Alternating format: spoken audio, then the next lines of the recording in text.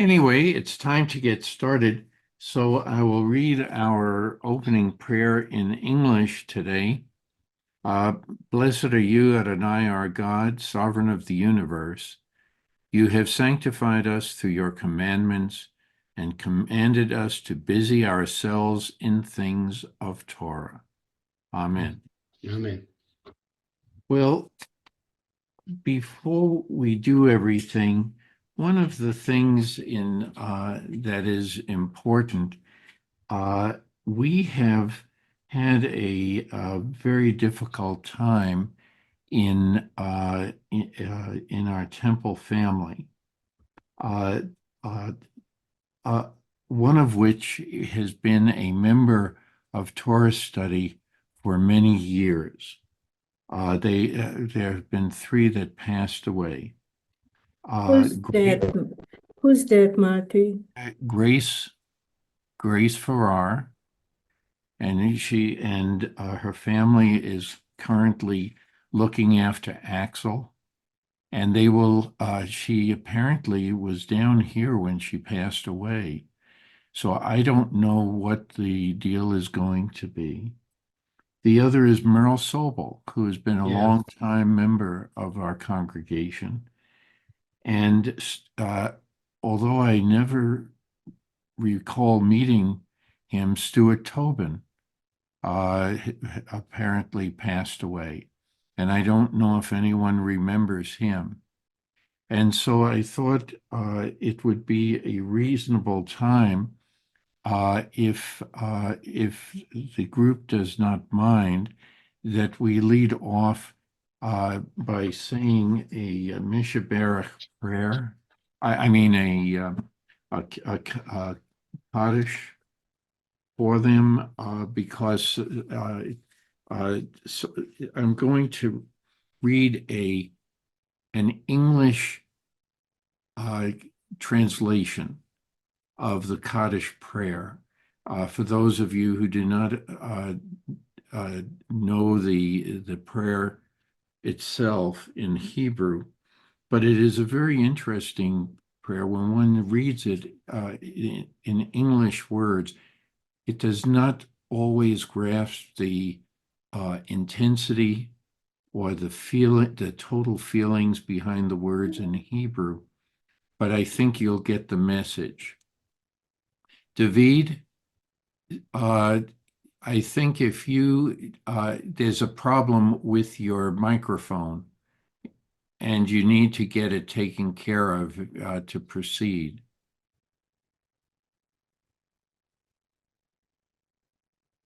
Oh no.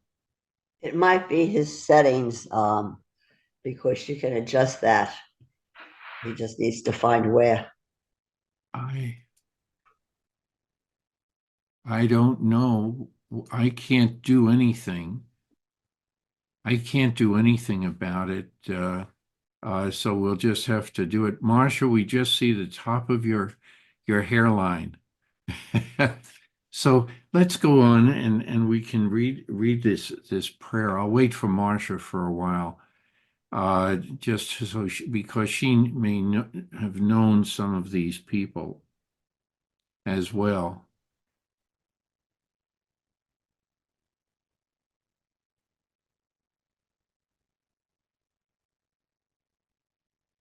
And I think David is really having a lot of problems with his video as well as his microphone.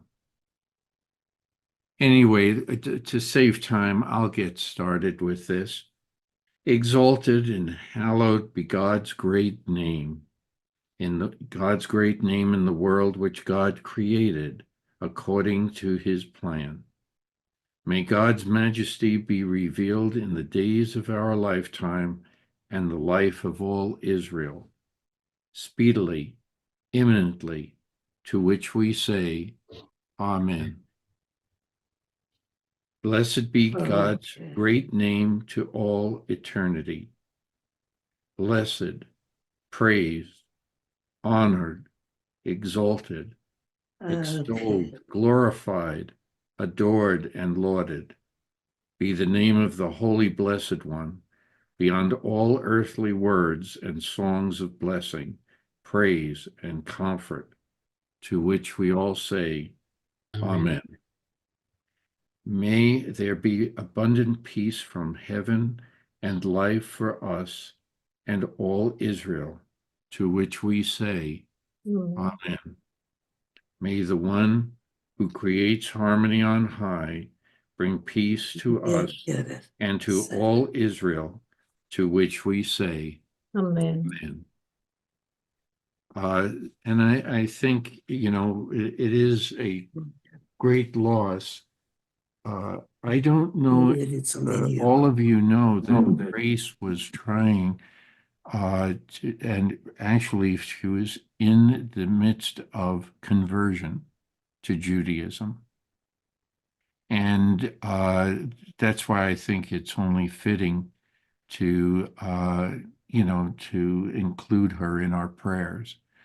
It is a very hard journey for someone who converts to Judaism. First, you're told 3 times that you're not supposed, this may not be right for you. Think about it.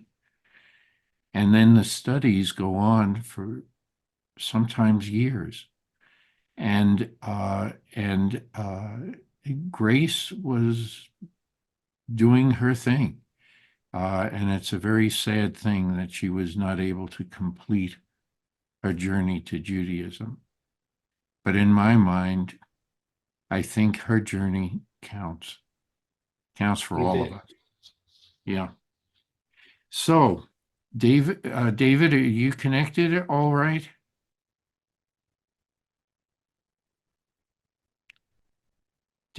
David, can you raise a hand, David? I don't know what he's doing right now, but when we ended last week, we ended with the story of the red cow or red calf, and now there appears to be a hiatus in the journey through the desert, the wilderness. And there are several different ideas that probably we can take this opportunity to talk about not only a physical wilderness, but when we find ourselves in a wilderness. When a family experiences the death of a loved one, they are in a land of wilderness for a while.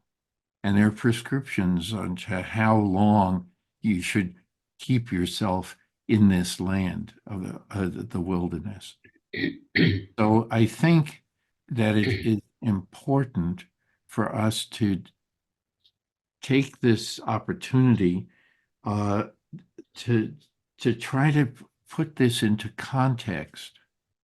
And as I mentioned earlier, I did some homework and came up with a very long list for discussion purposes. And we'll see where it takes us today. So I think that remember, last week we ended with the ritual of the red heifer, rituals for the ritual service for those who have passed away, and how we should consider life over death. Does that summarize it fairly well in a few words? Kent, you were here, and I think so. Marianne, would you agree? Okay. So for those who weren't here, that is the summary of where things were. But then we noticed that at least in the book that we have, there appears to be a loss of a span of time. Because when we now go to Numbers 20, we go from 19 to 20, there appears to be some time issues. I'll put it that way. So one of the things that I had asked was for people to think about time and this hiatus, if you will, in the journey. So I went to the books and found a few things. The first is that maybe it because of all that had happened, the and God has mentioned already that all of the first generation will be deceased. They will no longer be with us during the time in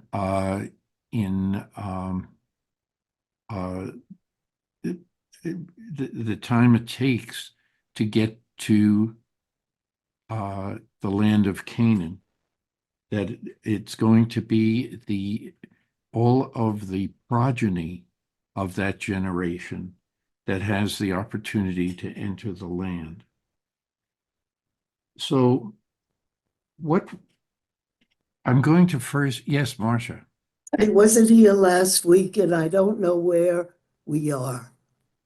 We Which are chapter, what name? we are in the book of Numbers, Numbers. a verse, chapter 20. In Numbers. I don't know. Book of Numbers, chapter 20, Verse 1. verse 1. And we are not going to be reading it yet. There is a gap of time from what we had been reading in Numbers 19, and then it seems to change. So I went, Marcia, if you missed it, I went to the books to find out different ideas as to possibly explain this gap of time. In years past, we've never done this before. We just assume that one verse is right after the other in time. And we read about a journey that takes 40 years. But there seems to be a passage of time without any incident recorded. So the first thing that I want to discuss is the time spent in the wilderness a time to serve God, is to learn how to serve God.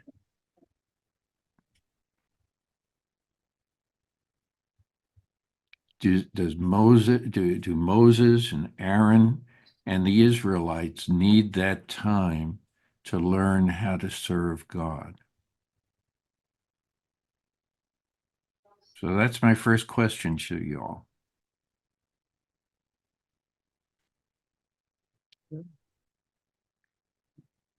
To reiterate in what we had read was all the stories were all about loss of faith in leaders and God. Mm-hmm.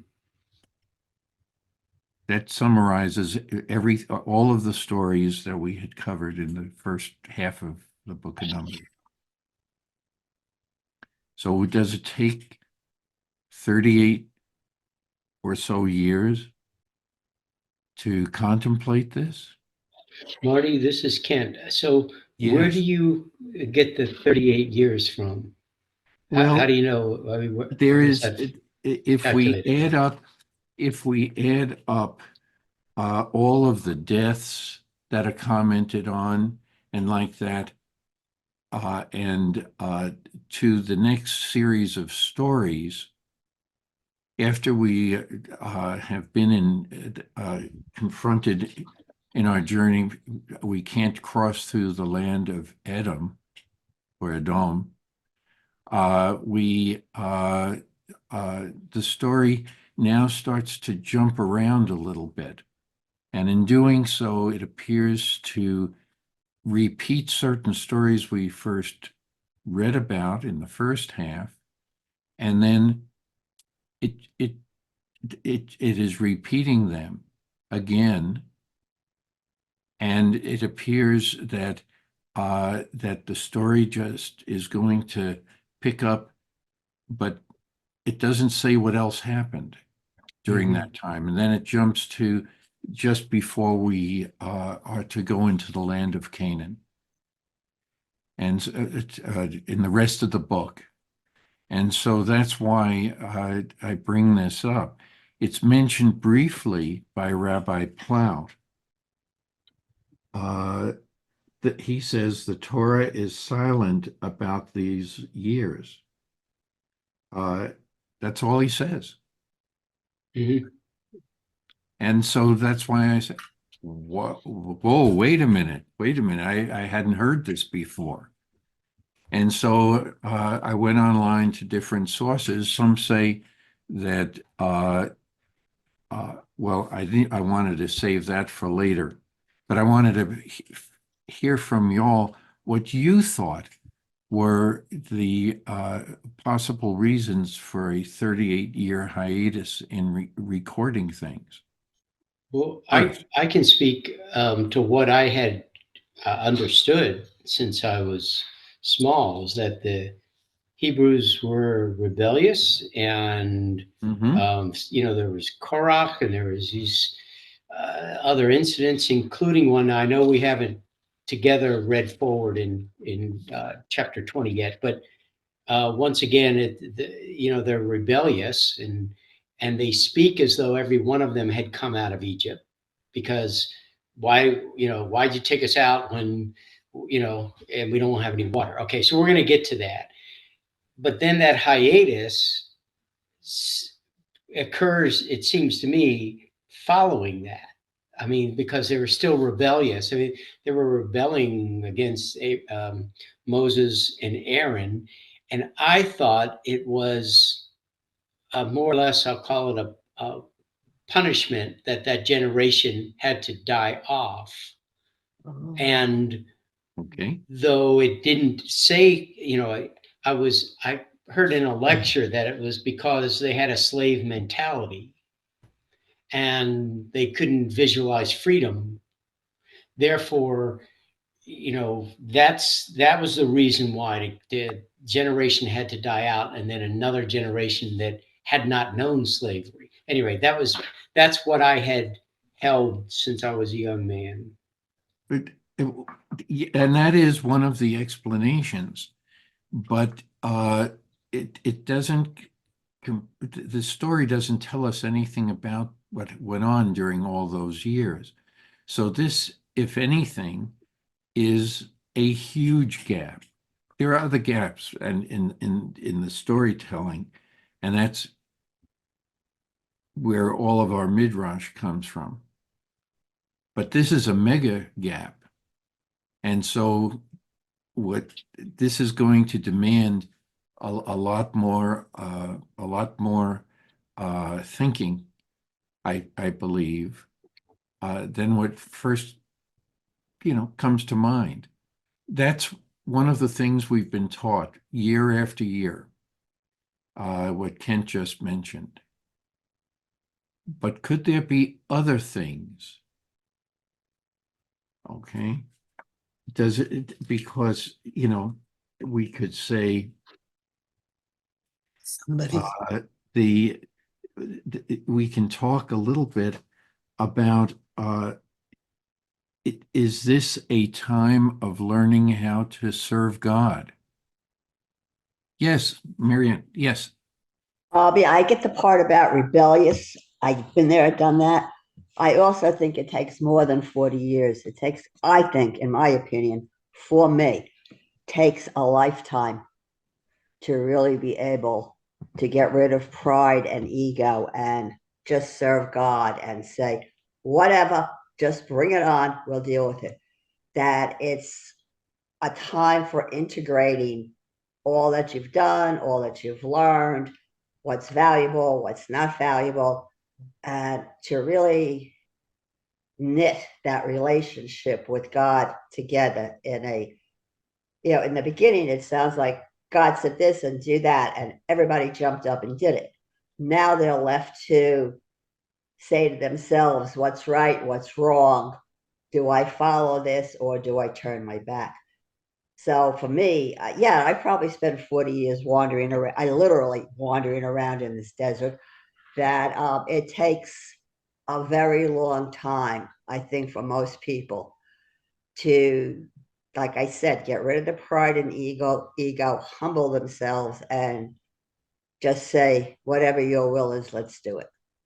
That they went about their everyday lives making mistakes, learning from them, hopefully, and sometimes not, and making them over again till they do. That's how I see wandering around for 40 years. Okay. You just summarized about 12 of the things that I came up with. And that's good. That's good. No, it's good. Any other thoughts on that?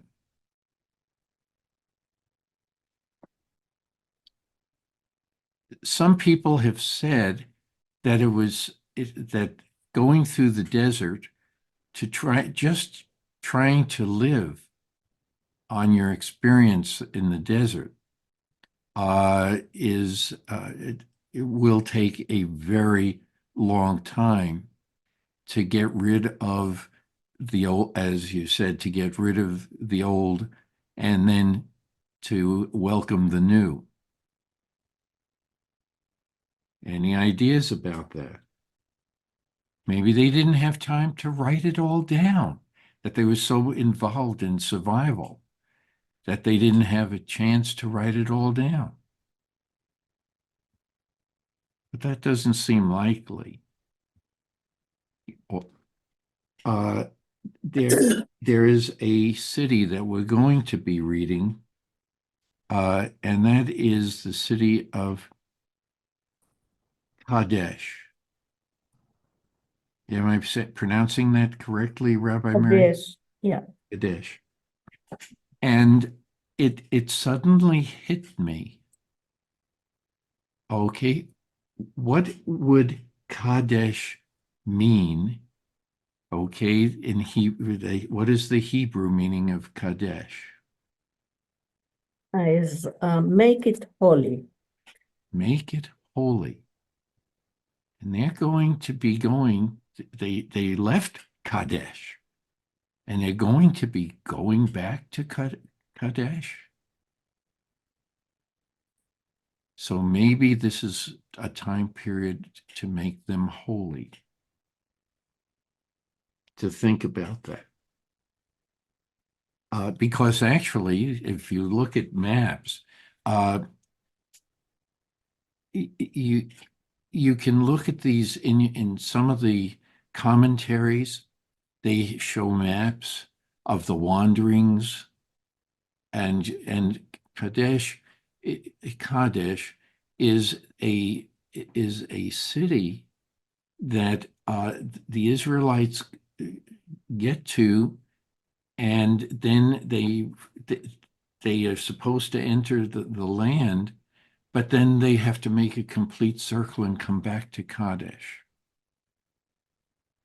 So maybe that's the time period that we're talking about.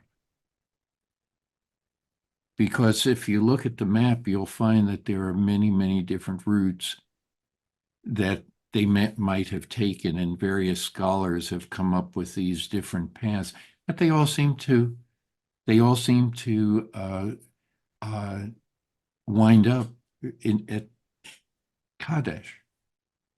And that got me thinking a little bit. If this is a word that says to make holy, Rabbi Mary, Yeah, we say Kiddush. yeah. What is that about? We make holy the wine, and we make holy everything that we thank for, like what you read before. We read Kaddish, and when we make Kiddush, Right? and yeah, we use that many, many times. And kadosh? Kadosh means holy. Are there other variations with the with in, Kiddush, Kadosh, Lagdish, Beit Amikdash is the house of holy. The temple we call Beit Amikdash. And for Hanukkah, we needed to le'akdish, to what we call in English would be to inaugurate, but it's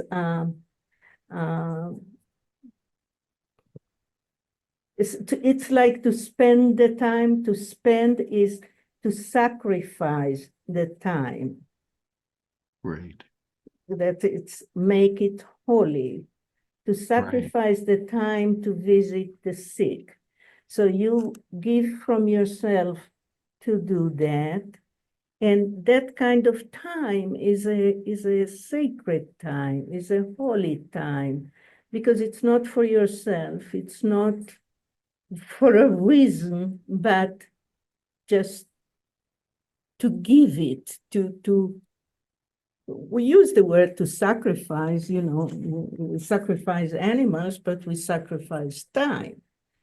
We Mhm. put effort. And so maybe this is not in the book because we had to sacrifice time. The Israelites had to sacrifice time to maybe make time holy, Yeah, maybe to make themselves holy. Maybe this whole circle is a lesson in introspection, making yourself holy. And you have to go all the way back to the now what beginning of this cycle. Rabbi Schechter Shalomi and Rabbi Heschel writes a Mhm, book that's called Making Time Holy. So the mhm. Shabbat is a holy time. And what does that mean? And to make the Shabbat the temple. We are the temple, Here, and we're yes, talking about a place to cleansing ourselves, to do things. The Shabbat is a day not for doing, but of what you were talking for meditation. that's right. We have to beautify it because it's holy or is sacred. I mean, the word sacrifice and sacred go very much together. I don't know what else to say on that. So I think that this is another possibility. Some people have said, "Oh, this is punishment for not heeding God." The story of the spies. Okay, and maybe it's also challenging God, and as we've discussed, and challenging the leaders, Moses and Aaron. Maybe this was punishment for all of that. Any ideas about that?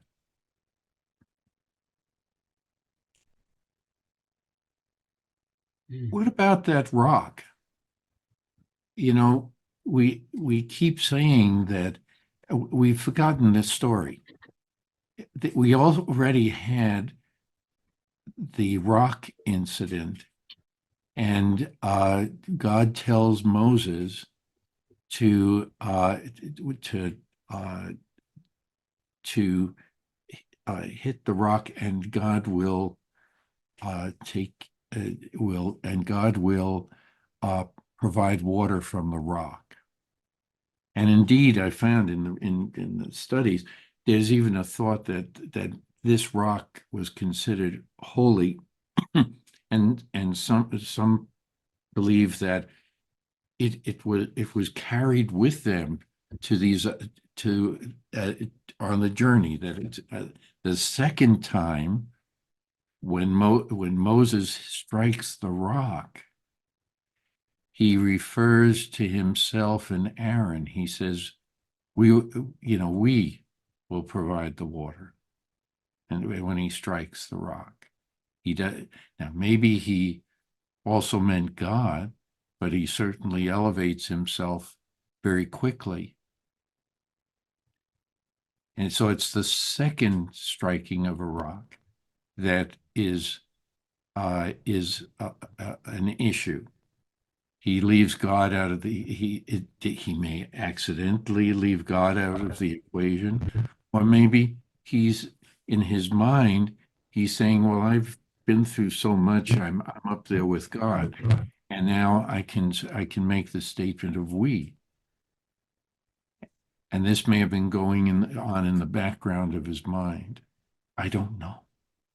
I just don't know.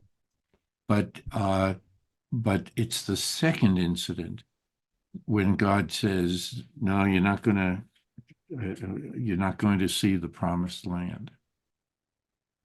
Okay, and Aaron is not going to see the promised land.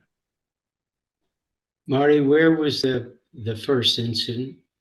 That's in the goes way back into Exodus.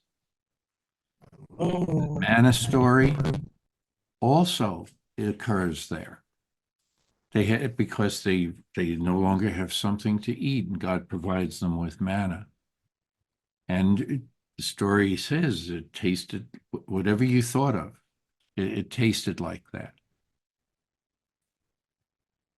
So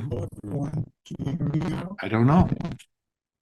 But all I can say that this is another reason given for this. Maybe they had to remember these things in order, and keep focusing on them to get to their holy place again.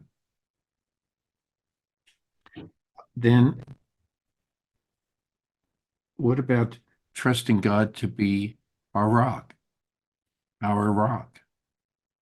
That's another name of God. Sur, Yes. Sur, which is rock. And also, it goes far back. Okay. What does Jacob use as a pillow when he has his dream? I'm going to take a guess here, but it seems to me that it'd be a rock. Yeah. Okay. So there may be some connection here. I don't know. Maybe we're supposed to remember our heritage or something of that nature as well when we talk about a rock. And also, don't we have we sing a song, Rock of Ages? Anyway, maybe we had to find out that where God guides us, he provides us. Maybe that's part of this hiatus as well, that we have to find out who we are, where we're going, and as we know, we have to really look for provisions ourselves, but with God's help. And maybe we have to learn that too in this time period, during this time period.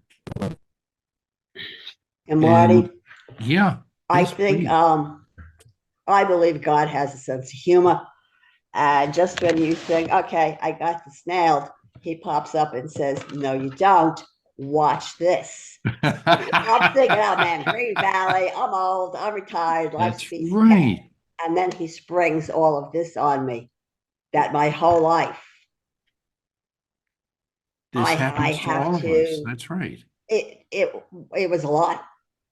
And to come to the realization that there's a whole other path yet, even at this age, a whole other path to travel. So I don't think God lets you take a nap too often, but I think he does have a sense of humor the way he pops this stuff on us. Good point. I like that. I like that. So what about uh that well, I mentioned that also already, so I won't do it again, and I think it's been mentioned again. And that too. But one of the things that we touched on was memory last week. To remember the past and then to build on the past. And maybe we have to do that in order to provide a sounder future.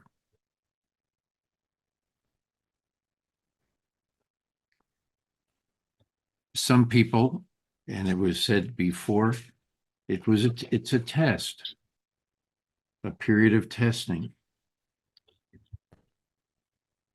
Now here's one that has been alluded to already, a time to remember our hidden sins in our heart. Hi, Suzanne. Suzanne, we're talking about a time lapse, if you will, in Torah. Where we started out from a city of Kadesh, and now we make a complete circle and come back. Takes 38 years to come back to Kadesh, Kadesh, the city. And we spoke about the different root word, some of the different root words with this, and a time to remember, recall all the events that we've been going through since the book of Genesis, all the way through Exodus and Leviticus, and we're about halfway into the book of Numbers, and then we're still wandering in the desert. And so we're going over a series of ideas as to why there's nothing written during this time period. And so we've been going through a series of ideas as to what this lapse in time may make us think about. Do I understand you to say that nothing was written in the 38 years? For a roughly 38-year period. Because, and I'll come to the other side of the argument first, because right now I think what we're doing is I want the reasons why it would take 38 years to go for to have a break in the story for 38 years. And we've been talking about all of the issues that we went through with rebellions, protests, complaining, etc. Okay, and it ends with there's the golden calf story. There's Aaron's sons. It's one right after another. We can talk about that, but then it ends with everything seems to come to a culmination with the story of the red heifer and death and dying, how to and stories that life is holy and death is not. It's not sacred. Hello, everyone. Can you hear me now? So and then why this gap?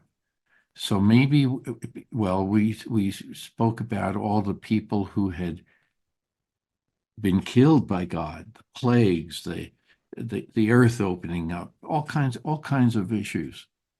Leprosy in Miriam, and you know, she suffers from that.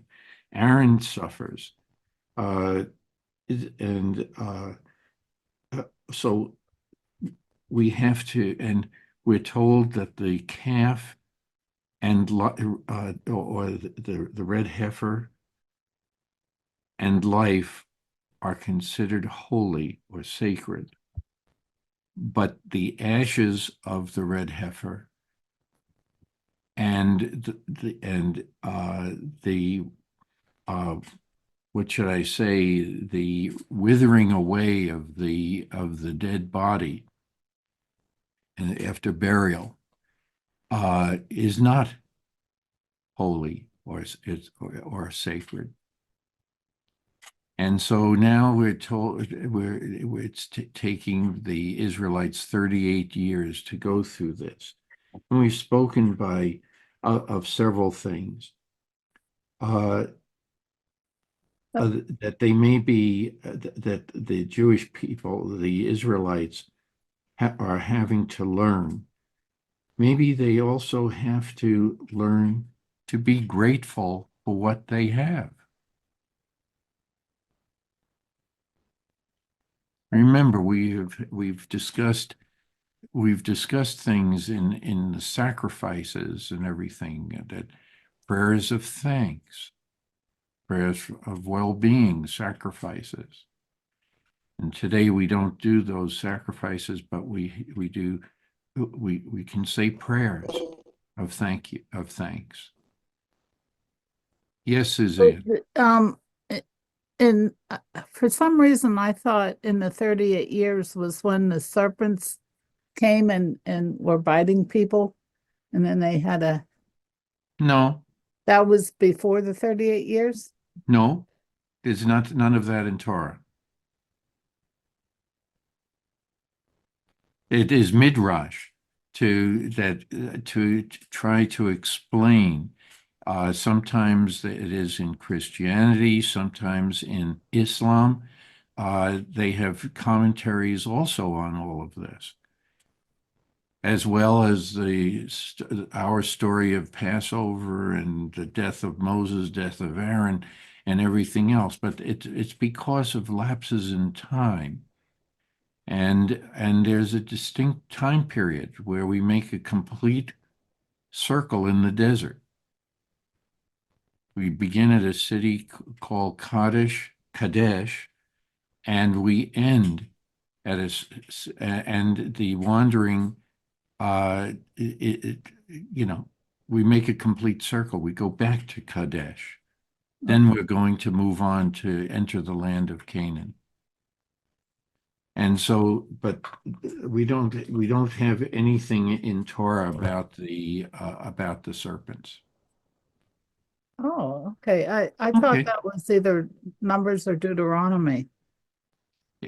Maybe, I don't know. We'll find out if we get there, but we're not there. Okay. It's certainly not at this point. Okay, well then, may I comment on why I think about the 38 years? Sure. Okay, because the Israelites were, I think in one of their last rants, were complaining that God, that they should die, or why did God put them out into the desert to die, or some words to that effect. Um, I forget what their issue was. Either there's not enough water, or they wanted something else to eat, whatever it was. Um, and then the edict came down that anyone 20 or over would not live to see the promised land. And so I think it took 38 years for everyone to die off. That is one explanation. Yes, And we haven't yeah. gotten it. We mentioned that earlier. Oh, okay. Well, all right. Well, that's what I think. And then they had to and then Moses had to be included in that because he disobeyed God when he struck the rock. So God could not make an exception for him. So Okay. and probably Moses was the last to go, I would think. Mhm. Joshua took over. He was of that generation, of that Right. generation. And it's already been mentioned, a time to learn to turn your trials into growth opportunities, as Marianne said. There's also, I'm just going to pick up on what was just mentioned by Suzanne. Moses was judged by his own standards. Okay. And his standard being the lawgiver. And no one is saved under the law. In other words, let the punishment fit the crime. And we've debated, are these punishments too severe? We've commented about that. Are they so severe that if you gather wood on the Sabbath, you should die? That is the picture of that is you can say, well, maybe at that time we were talking about, oh, maybe somebody at home was sick and he had to heat up the house. We don't know. The story is blank. All we know is that there's this man picking up sticks on the Sabbath. So we had that discussion.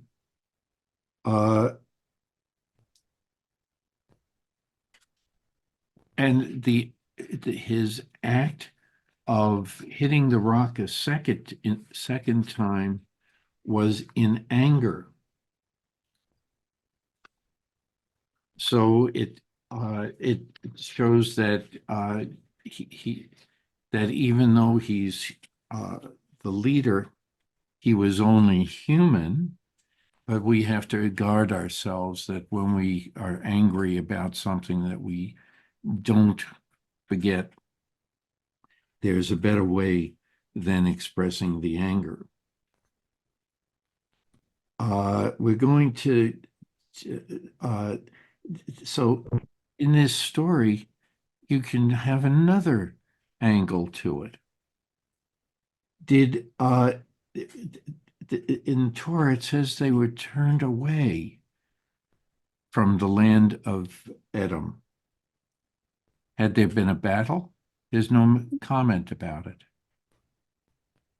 Did they just heed the threat because the Edomites were amassing? This would have changed their route and simply added time to the journey. And we already commented on all the trials and tribulations of going through the desert. And the punishment, could it be for punishment? We mentioned that too. But we had a discussion many years ago about Edom. So, yeah. Edom. And Rabbi Mary, Yes. could you recall, say a few words about that? Edom and red, or I don't ruddiness? remember, but they fought everyone. So they fought the Edomites as well. Now, Edom is the land that today we call where Jordan is, where Iraq is, where Syria is, and it's in front of the Red Sea. Now, the word Edom comes from the word dam, which is blood, and from the word Adom, which is red. And that's why they call the Red Sea, because there is a reflection of the mountains on the, what side is that? On the east. On the sea. And then they call it a dome. So if you look at the traveling that came from the desert, assuming that all of that is right or true or whatever. So they fought the Edomites as well. Now the idea is that Edom comes from Esau. It's a people that came out of Esau. Because if you go more to the east, you have the Dead Sea there. And that is the area that Esau got. I'm trying to remember the three sons of Noah, Shem, Ham, and Yefet. So it's also from one of those. And you know, you ask me, Marty, I would say that the tribes of Israel, that we, in order to get to Canaan, we just fought everyone in the way. And everyone in the way did not like us to take their land. So there were wars with everyone there, including the Canaanites and whoever was around. And we should say, you know, these days, that's kind of the same thing, you know. If you want to get somewhere, these days, someone wants to go to Greenland, and I wonder if this person is going to go through all Europe in order to get there. Or what else was the other country that? Panama. Which one? Panama Canal. Yeah, the canal. So assuming that they're going to go through Sinai Peninsula and kick everyone that's there in order to get to what you want. And we wanted to go to Canaan, so we fought them. We fought the Philistines, we fought everyone that was there. I don't remember their names. So that's Edom. That is still a lot of desert there, except for the areas by the Jordan River that was good for agriculture. So that's more or less what I can say about Edom. No, that's good. That's all good. Another way we can think of this 30 years of learning, maybe they also had to leave behind any self-righteousness, such as politics. You can see that as politics in the Korah story. Self-esteem, putting yourself above others. And you may be able to come up with any other ideas? When you talk about self-esteem, how does one, the way I see it, self-esteem comes from a personal accomplishment. Well, if you have too much of it, let's put it that way. If you have too much Okay. self-esteem, that you lord it over people, that you've accomplished certain things and things like that. Well, that's bragging. That's bragging. That Yes. that that So you don't rises to want the to brag. Most right. people are humble, so that it comes over better. Right. Right. So that, but then there's the other side of the story. We've spoken about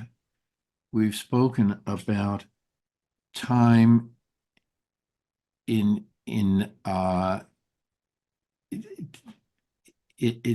time and space in some of our earlier discussions.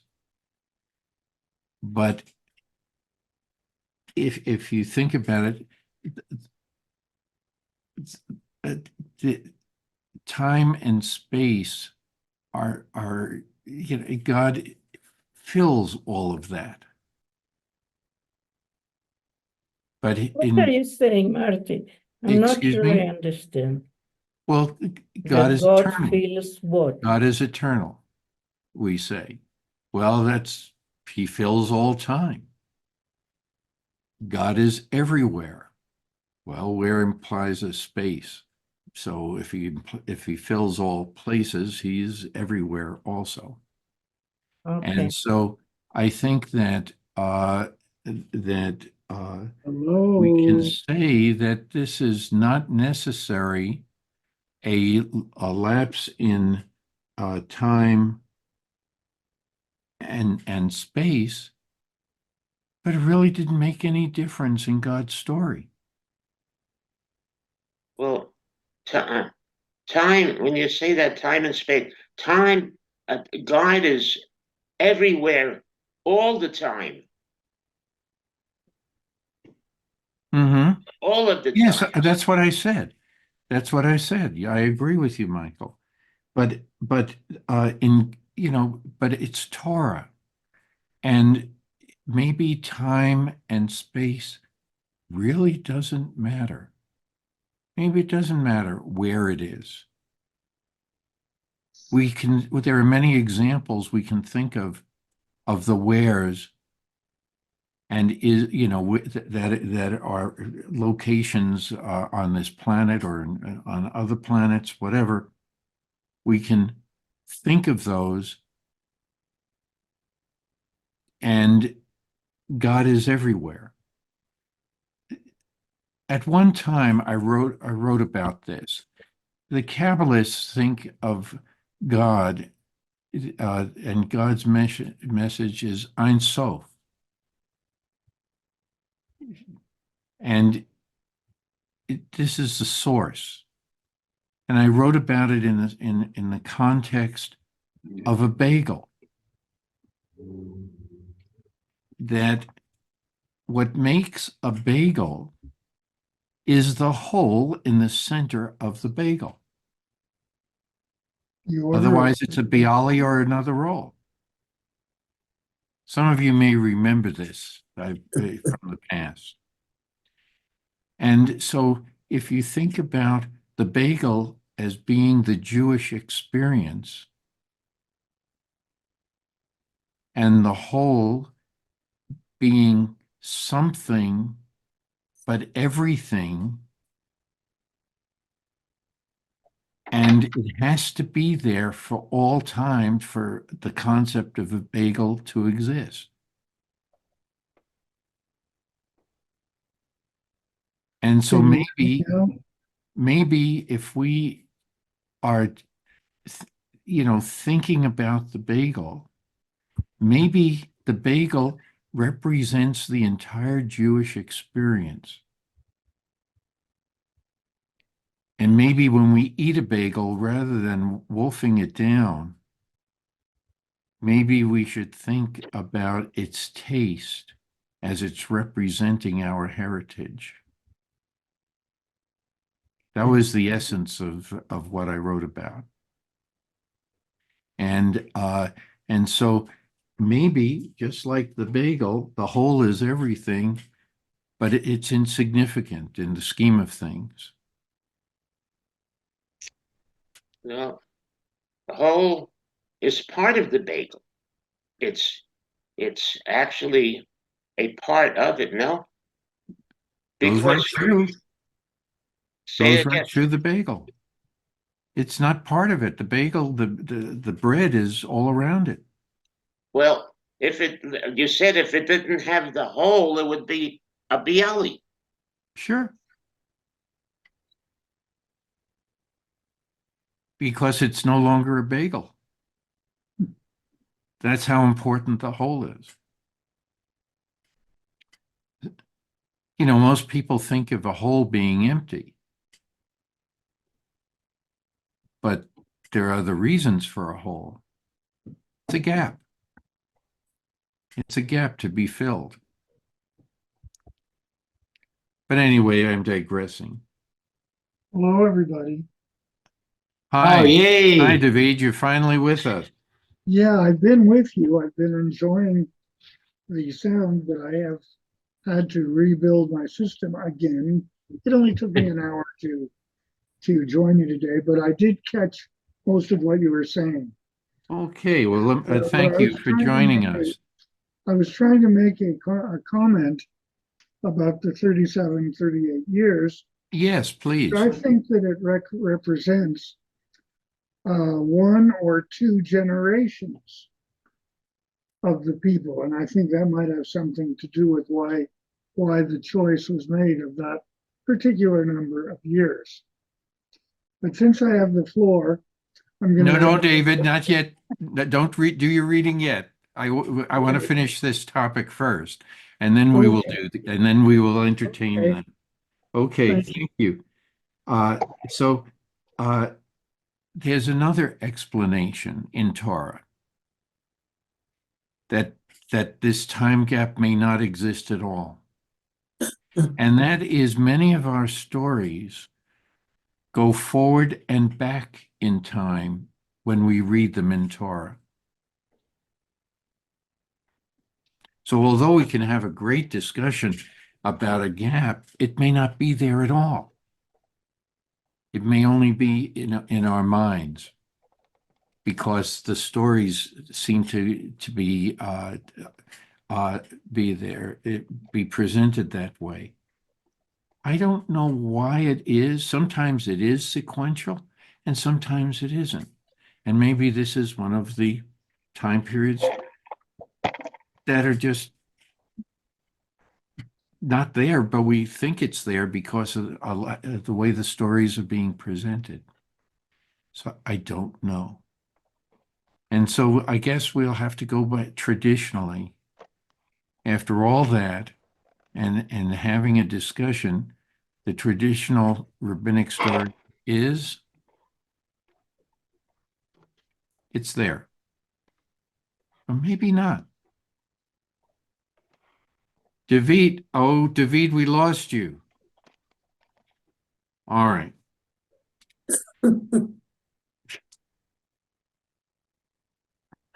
Give up. Anyway, so let's turn to, Technology. I know, he's trying hard. It looks like eyelashes on glasses.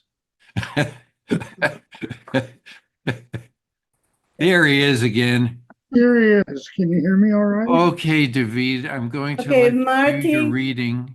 Marty, Yes, let me say something. Some people might buy it, some people won't. The Torah is not a well, no, I don't want to word that. It's not an historical book, okay? It's not history. That right. 1945 comes before 1952, and we check in 45 there is a war here, and 52 there isn't. It's not like that. There are very few stories in the Torah that have sequence, that Right. are built like what we are used to in stories, with a plot, a beginning, and an end. For example, and in Genesis, there is more continuity, more sequential than in any other story. Right. And then there are snips of stuff that happened, but they never tell you when it happened.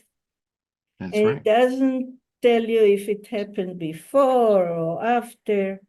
And Rabbi said, En mukdam umeuchar b'Torah.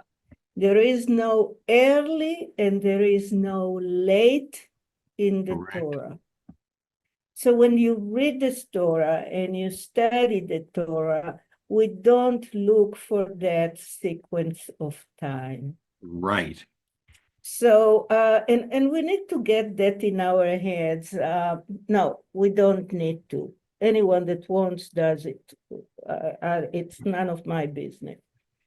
So we need to understand the purpose of the Torah if you want, the metaphors of the Torah if you want, the list of rules and laws, and we don't know. So since there is no sequence, there is also repetitions. Mm-hmm. A friend of mine says, and I like the explanation, is that the bunch of us are sitting around a fireplace. And then Marty tells a story, how the world was created, for example. And then Ken said, no, no, no, no, no. That didn't happen that way. Humans were created differently. Okay, so what do we find in the Torah? Marty's story and Ken's story. And you said, oh, that's a repetition.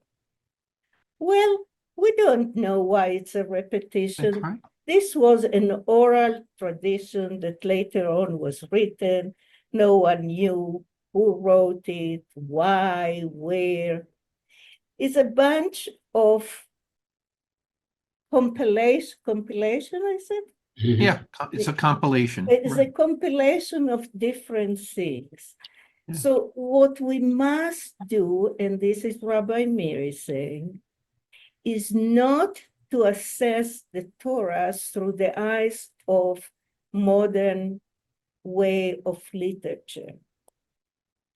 That we look for a plot, we look for a hero, we look for a protagonist, and so forth, but in a little different way. So when we talk about time and space, as I'm learning, and this is a difficult concept for me, that's all that exists. The time in the Torah is not that relevant. That's right. And more the teachings are much more relevant than they are. And by then I'll finish talking. But what Rabbi Murray said is the most important thing.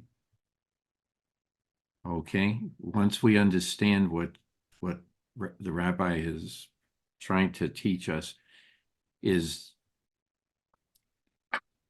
the most important concept about the book.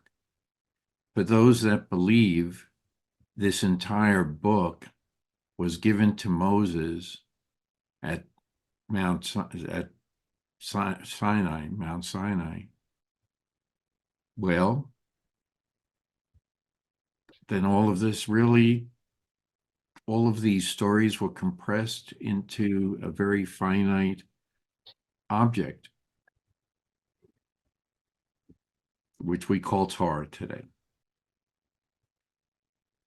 Torah means teaching. Torah Right. means learning. The Right. word means teaching. The word means showing you the way, not telling you stories. That's right. What do you learn from being a slave?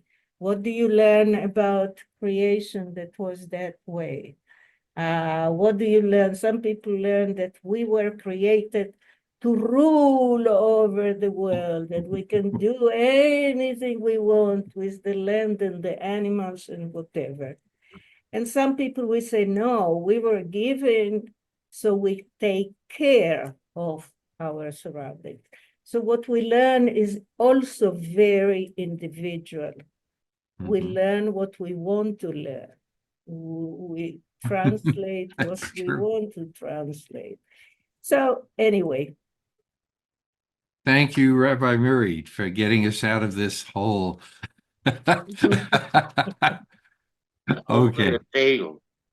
let's now go to our reading here. And May I do my quotation before we lose me? okay, yes, we will do that first, David. Go ahead. Yeah, okay. Speaking of what Rabbi Miri has just taught us about time and space, it relates directly to the quotation that I offer now. It's from Ecclesiastes, and I think it's very, very relevant. And it says, "To everything there is a season, and a time to every purpose under the heaven.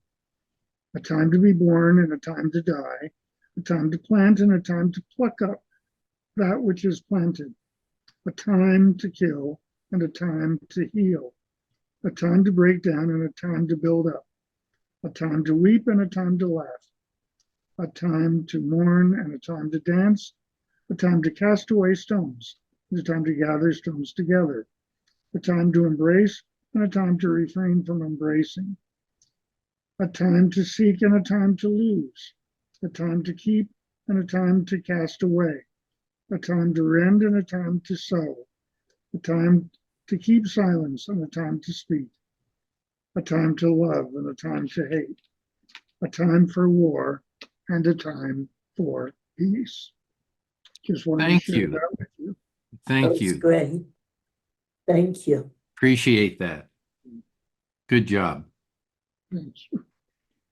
Now I need to ask someone to do some reading.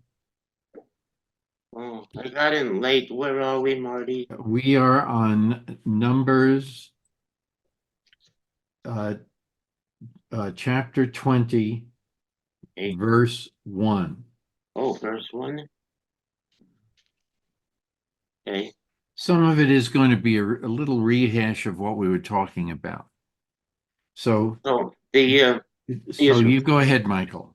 Israelites arrived in the body at the wilderness of Zin on the first new moon. The people stayed at Kadesh. Miriam died there and was buried there. The Okay. community. We spoke about this part of the story. So Miriam is going to be buried in Kadesh. Okay. It's interesting. After all the trials that she had, I should have given you where to stop, but I apologize. It's my It's fault. okay. So Miriam had received punishment for what she said about Moses, along with Aaron, and so now she dies in after they got back to Kadesh. Kadesh. It's And called this is Kadesh Barnea, and people say that it's where Eilat is now. Eilat is by the shores of the Red Sea. yes, for those who have cloud, there are maps that are available for the wanderings, and he cites four different routes that the Israelites could have taken, one of which takes them to Elat. And so, again, unfortunately, we really don't know where this path through the wilderness takes you. And as Suzanne knows, there's different ideas out there about where the Jewish people may have wandered throughout the Sinai Peninsula. And there's another situation that arises. If you look at some of the maps, Mount Sinai appears in various locations on the map, depending on which route they would have taken. And so some say they have found archaeologic evidence. Others say no, they have found other evidence here. I really can't say which one is better than the other as far as the archaeologists are concerned until they come up with their final, their final version as to which path or which route was taken. But here we have come back to Kadesh, and at least in Torah it says Kadesh. That's all I can say. But what Rabbi Mary says is also true. That is one of the other comments there.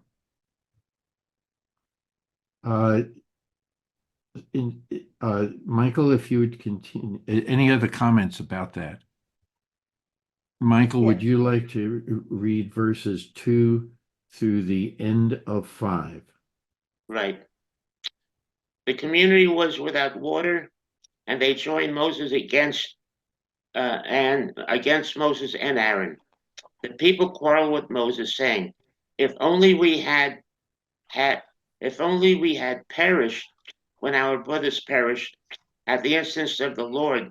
Why have you brought the Lord's congregation into the wilderness for us and our beasts to die there? Why did you make us leave Egypt to bring us into this wretched place, a place where no grain or figs or vines or pomegranates, there is not even water to drink?"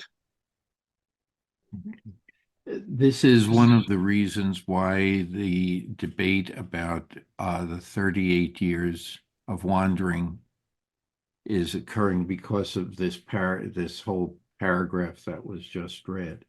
Any other comments about this? Yeah, Marty, I think that a lot, as I'm listening to you guys,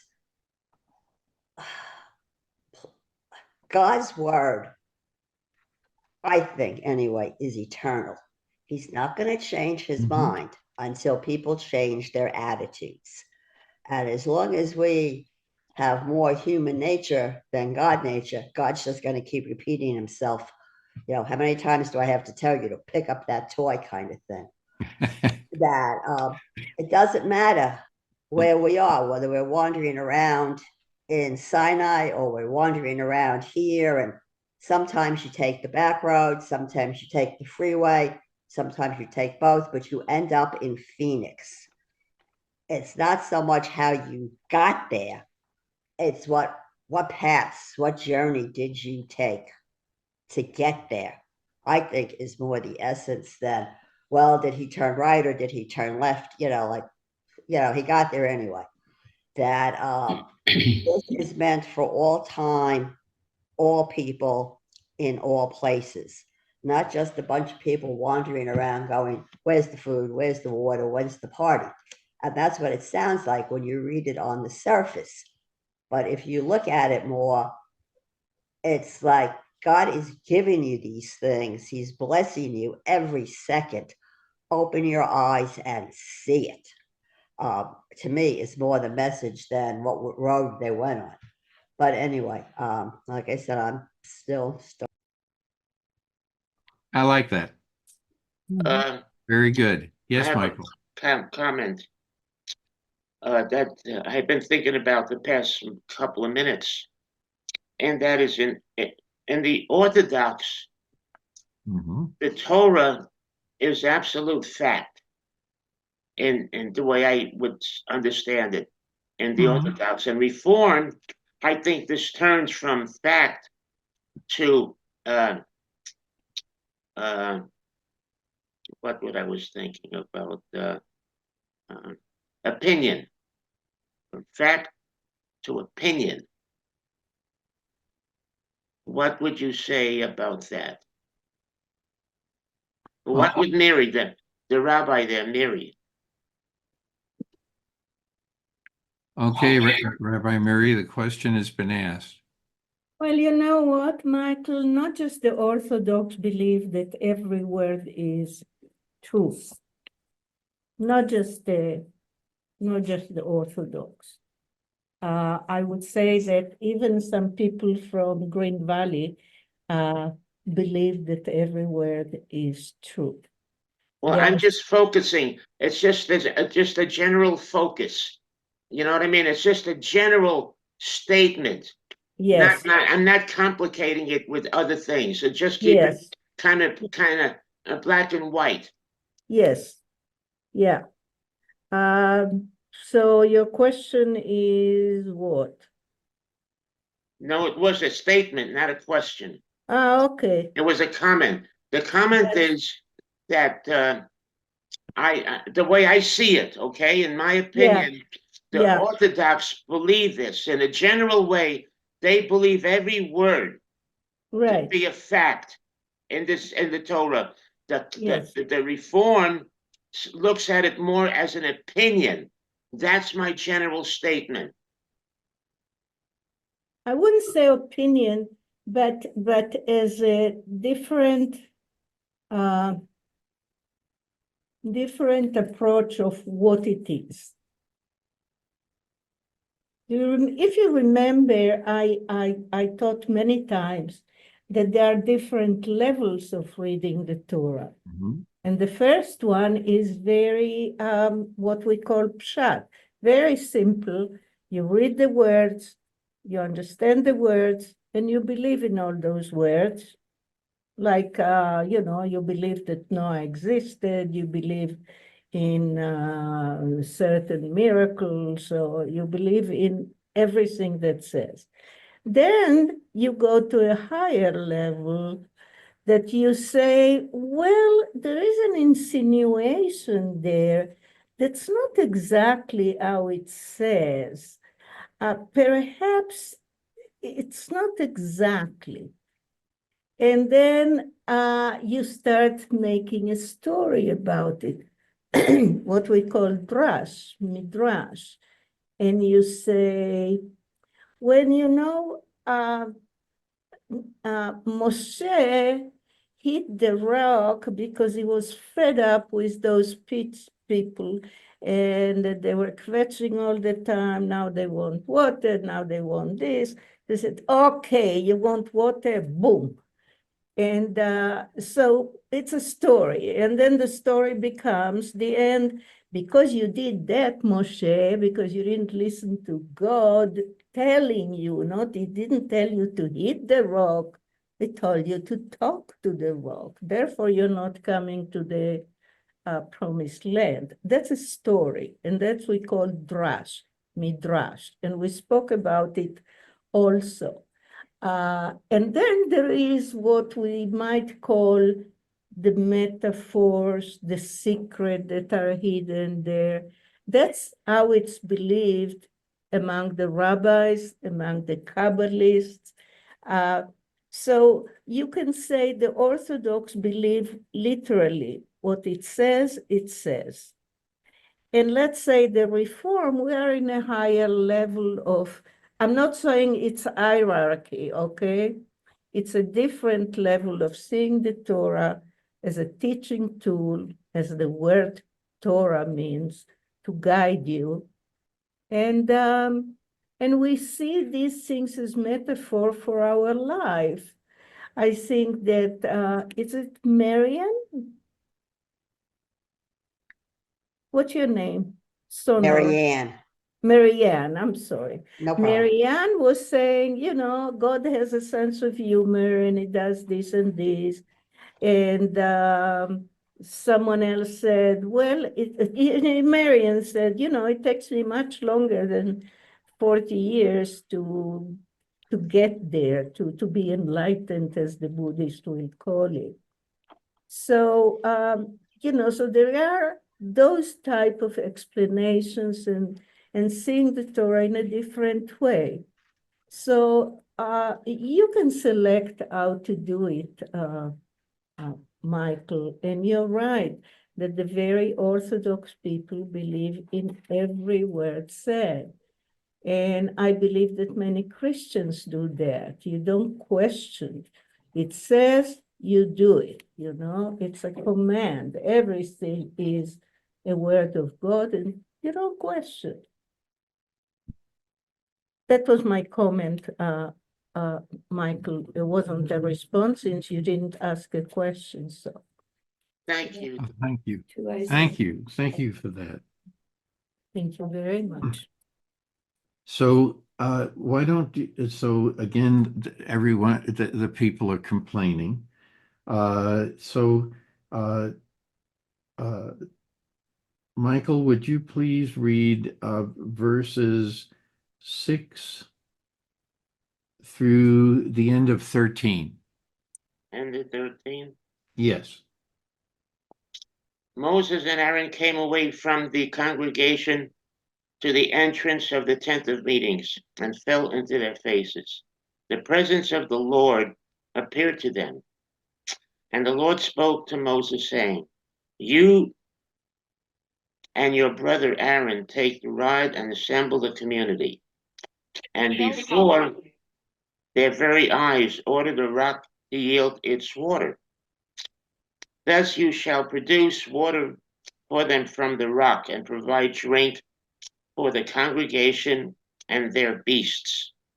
Moses took the rod from before the Lord as he had commanded him. Moses and Aaron assembled the congregation in front of the rock, and he said to them, Listen, you rebels, shall you get water for you out of this rock? Moses raised his hand and struck the rock twice with his rod. Out came the porous water, and the community and their beasts drank. But the Lord said to Moses and Aaron, Because you did not trust me enough to affirm my sanctity in the sight of the Israelite people, therefore you shall not lead the congregation into the land that I have given them. Those are the waters of Meribah, meaning that the Israelites quarreled with the Lord through which he had affirmed his sanctity. Okay, thank you. You're welcome. So this is why some of these other commentaries were made about why this duration of time, and because Moses maybe forgot because of his anger, that he forgot and it hit the word, but he didn't do it as God had actually commanded him the first time, when he had basically said that he would be creating water at the same time he's striking the rock, as opposed to leaving it up to God to do it. Well, I see that God did not punish Moses for striking the rock. I think he was punishing for getting angry. Mm, I think good. you're right, Michael. I think so too. Good comment. Because the way I see that is because he didn't he simply struck a rock. He didn't strike a human being. He didn't strike a person. He simply strike the rock. And so that's insignificant the way I see it. What is significant is he got angry about it. God got upset over his anger. That's how I see it. Very good point. May I think share it's a good different point. perspective, Sure. Kent here? I'm not seeing that. I see the anger and the frustration, and frankly, after all the situations leading them from Egypt, I think Moses was at his limit or close to it.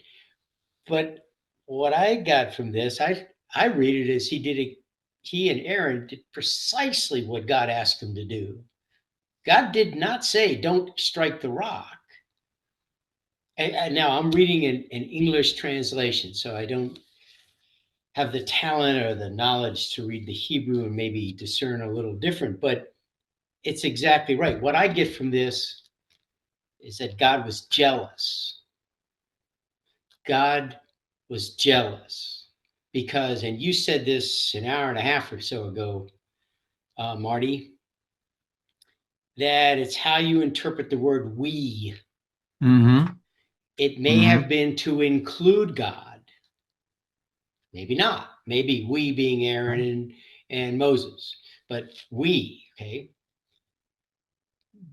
But he didn't explicitly say, God commanded me to bring you forth water. But it doesn't say he was to have said that. There's nothing in my Torah here or that says those words, saying, tell them that I did this for you. But it's very clear that he interpreted it as all the acclaim went to Moses and Aaron for bringing forth the water. And there's that element of jealousy. So, and I don't think, I do agree that God has a sense of humor throughout the Torah, as was said earlier and shared, but I don't think this is an example of it. And then that's just my read on it. Okay. However harsh it may be, and I may be punished for it in this lifetime or my next. No, I don't think so. I think that we're encouraged to come up with different ideas as to what different interpretations of events from time to time because of our lives change from year to year. Next year, you guys may see just switch places if we discussed it again next year. Marty, Can I have a ask? question. Go Okay, ahead. just one second, Marianne. Okay, go ahead, Let him Tim. finish Well,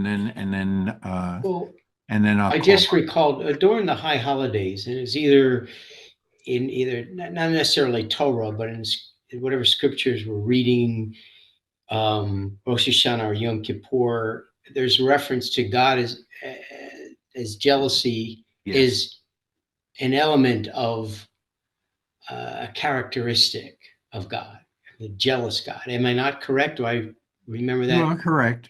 Okay, so if in fact that's somewhere else stated, this to me would be a clear example of that.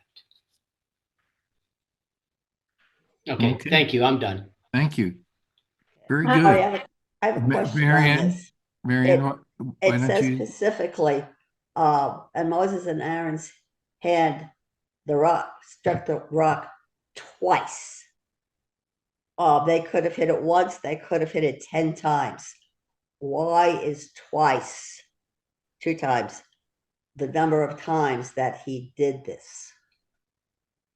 Is there any specific meaning to the number 2? I guess that's my question. Does number 2 have a specific meaning? I do not know. Okay. I'd have to ask other people if the number 2 has anything, but maybe it's there for emphasis. Yeah. That's all I can surmise. Okay, thank you. But it says if we go back to the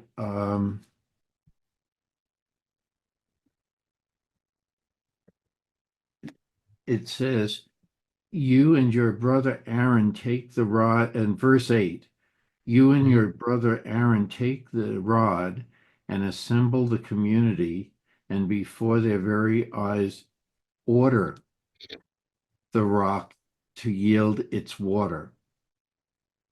Thus you shall produce water for them from the rock and provide drink, etc., etc. But there's a problem. He's added in to the striking of the rock because he's angry. He's lost control over things, and he thinks that because everything has always been against it for the past year. So many times they've had to put down rebellions and questioning authority, questioning the word of God. So and it doesn't say if it's the we that it's just Moses and Aaron. It doesn't say if it's Moses and God. It doesn't say if it's God, Moses, and Aaron. It doesn't say that. And so maybe it was a simple misinterpretation. But I don't think it was. I think it was very explicit that God would still be doing that and that he lost control. This is Okay. Ken again. I just got to say this. It's a very clear thing that it's the rock, the article the. Right. It's not a rock. Correct. And consequently, you know, it could have been a pointer like in grade school, in the old school with the Sure. rubber end on it. You're pointing, you're hitting the board. You know, it's like you hit it twice, and they were never admonished not to do that. It was Okay. a rock. They had to single it out, and so I'm not going with that. That they were. Okay. He was angry, but I just don't Sure. see Thank you. them No, I doing anything appreciate other that. than the Lord said. In fact, there's one other word here that's really important. Thus, God is supposedly saying this. Mm-hmm. Thus, you shall produce water for them. He didn't say we shall produce water for them, Right. including himself. And yet, Moses used the term we, the collective, Mm-hmm. which we talked about before, may have well Sure. included God, where God didn't include himself. So at any rate, I've parsed those No, words. those are very good points too. Ken, Okay, I Marcia? cannot follow you where you Wait say. a minute, Rabbi Mary, just a Oh, minute. hold on a Marcia second. has I her gotta hand get up. my cup out of here. Okay, Marcia, go ahead. I think this was a very interesting morning, but I have to leave. But I want to thank everybody for giving insights into a strange world. So thank you again. Thank you, Bye-bye. Marcia. Thank you, Marcia. Be well. Thanks, Marcia. Okay. Okay, Bye. go ahead, Rabbi Mary. You asked the question. No, Ken, wait a minute. Suzanne has had her hand up for a long Long time. time, yeah. Okay, thank you, Marty.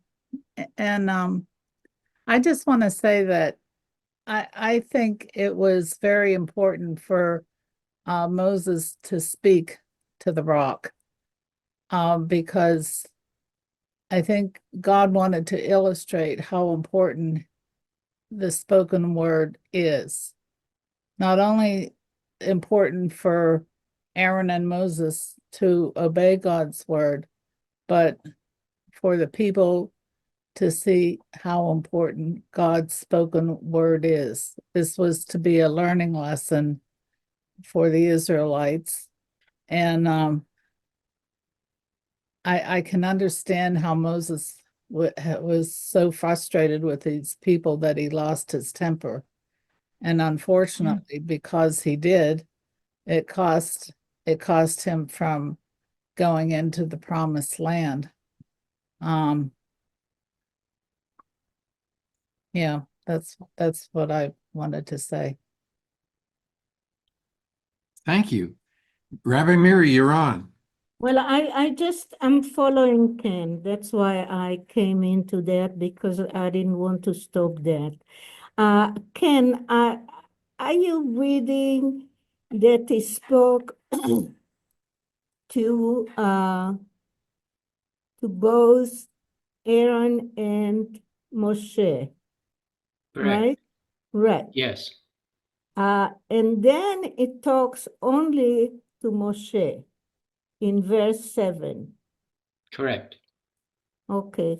And it talks to him, קח את המטה ועכל את העדה, you and Aaron, your brother, with the instructions what to do.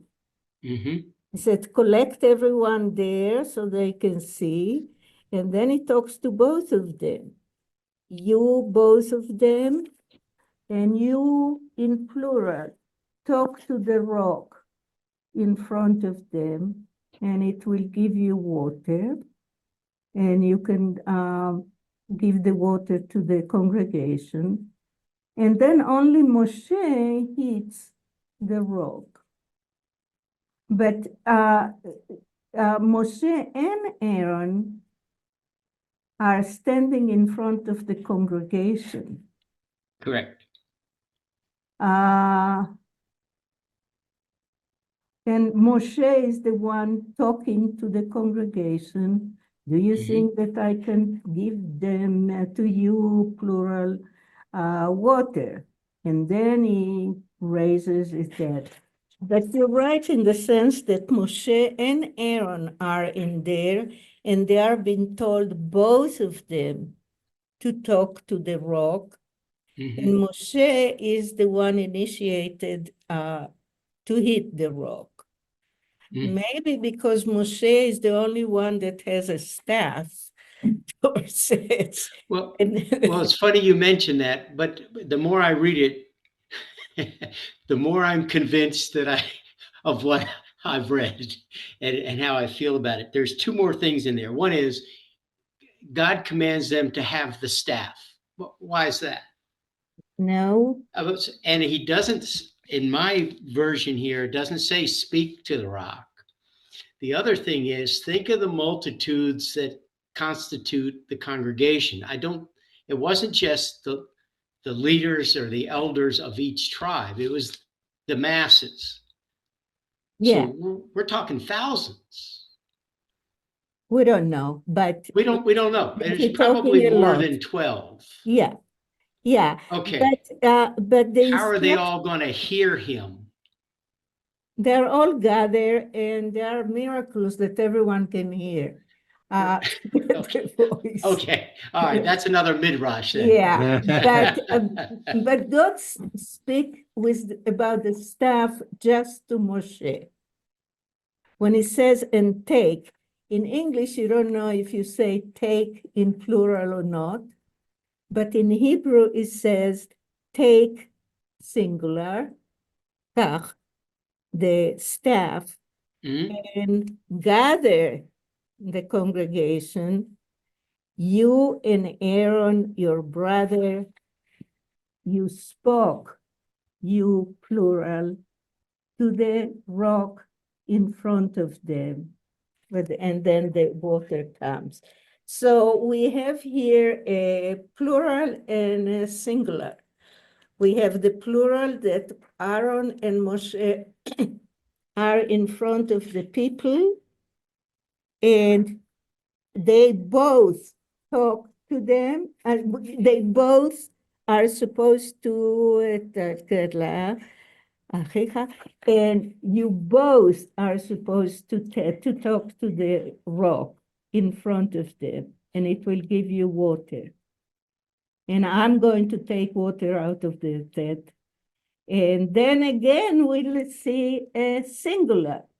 And you shall give the water, what's the word there in English?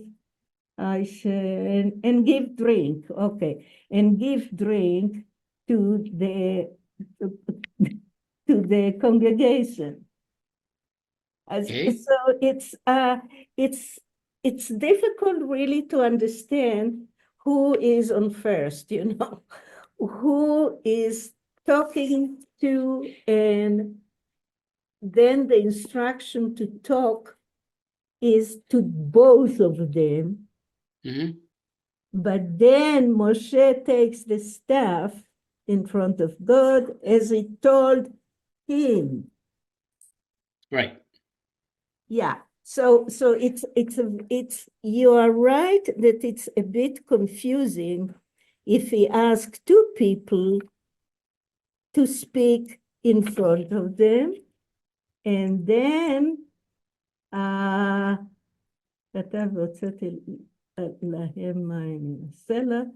and you gave drink, singular,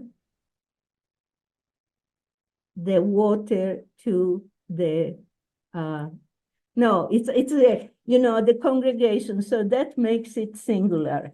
And you shall give drink to the congregation. Congregation is one.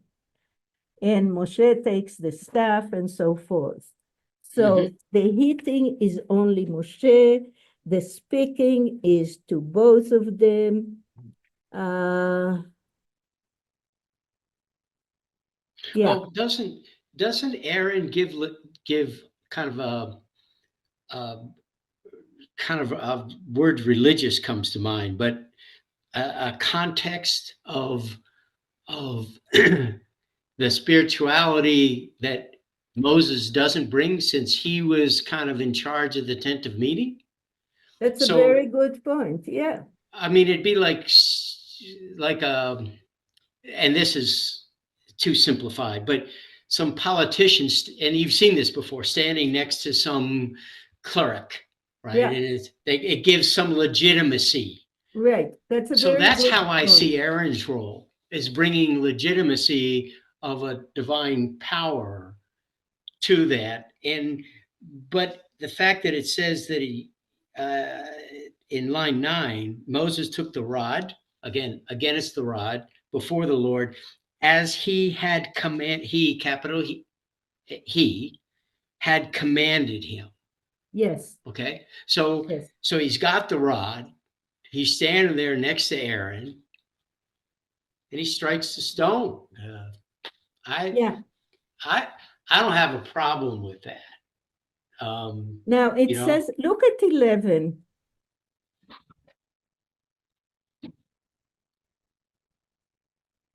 And Moshe lifts his hand mhm, and hits with the staff twice. mhm. Now, I love the explanation that you gave, Ken, because we'll see it in the future also, these fights between religion and secular leaders. Mhm. You know, like in England, you know, Yeah.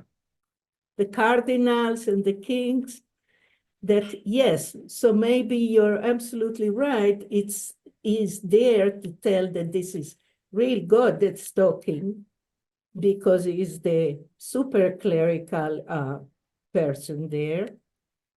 And then, if you recall, when the sea was parted, how was it parted? What does Moshe do there?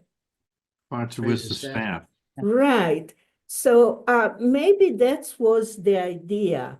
Do what you did before. Just put the rod up, and this is going to happen. But Moshe either lost his memory, like he was old by now, Yeah. or he just was so mad that he did it. Yeah. But yeah, I like your idea of being called, because the voice of God calls Aaron to stand there. I like that very much. Thank you. Well, maybe just what he hit the rock twice. It was the rock and not a rock. Yeah, you're right. It says ha, which is the. Okay. Yes. So it's a certain rock. And, you know, if you want to go to science, Marty will tell you that, you know, you can tell where there is underwater, what do you call it? Aquifer. Right, there is Okay. a source of water coming from there, and Moshe was very smart and knew where to do it. Well, God was never, you know, said, you know, underwater is, you see this rock, that's where the water is. But you're right on both things. It says the rock, and why twice? It's a good question too, because in the Torah, whenever there is a repetition of a word, the rabbis struggle with it. Why do you say that? You know, you say Abraham, Abraham, you know. Mm-hmm. Mm-hmm. Thank you. Thank you. Thank you.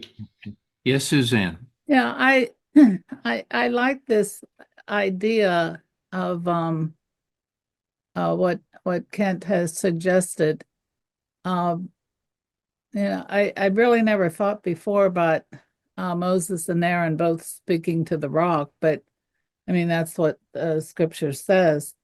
And I do think that that's supposed to be an example for going forward, that the leader and the rabbi or priest are supposed to be working together. I don't think that was the main reason, but I do think it's one of the reasons that God wanted them to do this job together as another teaching illustration moment for the future. And Sure. and now I'm thinking about it because God told the two of them to speak to the rock. That Moses hit the rock twice, or the both of them. Oh, nice. One for me and one for Aaron. Yeah. It's just a suggestion, but Yeah. Very, But I hadn't very thought good. about it before. Very, But, very good. but Marty, unless I've No, missed it's- it, I don't see a reference to being told to Moses and Aaron, or individually or collectively, to speak to the rock. Yes, it says. Where? It What says line? at name, or I missed it. First, Take the 8. yes, Take the rod and convey the congregation, you and Aaron, your brother, and you spoke to the rock. You and your brother take her and and before their very eyes order the rock to yield its water. I still don't see where it says speak to it. Well, In fact, in that same line, look at these words. It says, before their eyes, not their yeah. ears. No. And he said, and you shall speak in the, and it says even in, this is Friedman, you and your brother, and you shall speak to the rock before their eyes. Okay, thank you for that. That's not in my my Translation. Tanakh. yes. Yeah. Okay. In Plowed, he has a commentary that addresses this. Order the rock. At the earlier incident, Moses had been commanded to strike the rock physically. Here, he is ordered it verbally. No reason is given for the difference in commands. Okay, that's according to Plowed. According to Friedman, that's a cute one. It says, take the staff and Yeah. speak to the rock. So the But question it doesn't is, say to why hit it. does he need the staff if he's only supposed to speak to the rock? Some might say that God is testing Moshe, but the reason for taking the staff is already given in the story of Aaron blossoming staff. Remember that one that everyone puts their own staff, and Mhm. Aaron is the one that becomes an almond Right. tree? yeah. That's Right. another explanation. See, it makes sense, Take the staff and talk. Why do you need a staff to talk? Is that a microphone? Okay. Yes, Suzanne, and I- you'll have the last word, Suzanne. Oh, okay. I'm going to suggest that the rod was the sign to the Israelites that Moses wants them together. And so that if he goes out there and maybe waves the rod, people can see that and know that they need to gather together. As a shepherd would do. Yes. Yes. Very good. Very good. Well, I think we'll end that here. I was hoping we'd go a little further, but I think because we'll have more discussions, we'll end it here and we'll pick up the story from this point next week, I guess. And want to wish everyone a very, I know we're in the midst of Hanukkah. Want to just wish everyone a very happy Hanukkah and a lot of good health with it. You too, And Marty. thank you. Yes, And happy thank you, Marty. Hanukkah, Thanks, everybody. everybody.